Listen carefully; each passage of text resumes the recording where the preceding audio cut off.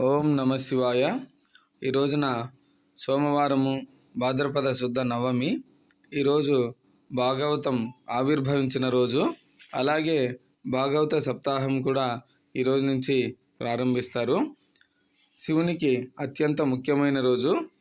కేదార వ్రతం ఆచరించే వాళ్ళు ఈరోజు ఆచరిస్తారు.